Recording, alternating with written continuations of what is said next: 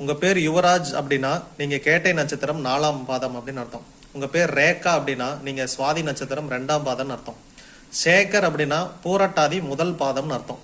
காவியா, கார்த்திகேயன், இப்படி நெடில் ஆரம்பிக்குது உங்க பேர் அப்படின்னா நீங்க மிருகசீரிசம் 3ஆம் பாதம்னு அர்த்தம். சுகன்யா, சுபஸ்ரீ, அஸ்வினி முதல் பாதம். லாவண்யா, லக்ஷனா, அஸ்வினி 4ஆம் பாதம். சோமசுந்தரம், அஸ்வினி 3ஆம் பாதம். கீழே ஆரம்பிக்குதுங்க என் பேரு கிருத்திகா, கிரண், நீங்கெல்லாம் மிருகசீரிசம் 4ஆம் பாதம். கூழ ஆரம்பிச்சிருக்குங்க என் பேரு குகன், குணாலன், குமுதா, திருவாதிரை முதல் பாதம். ஹேமந்த், ஹேமா, பூசம் 2ஆம் பாதம் அப்படின்னு அர்த்தம். முருகேசன், முருகன், முத்துலட்சுமி, முத்தையா, இவங்கெல்லாம் மகம் 3ஆம் பாதம் அப்படின்னு அர்த்தம். ஏழை போஸ்பாண்டி அப்படின்னு சொன்னீங்க அப்படின்னா உத்திராடம் 2ஆம் பாதம்னு அர்த்தம். சேகர் அப்படின்னா பூரட்டாதி முதல் பாதம் அப்படின்னு அர்த்தம்.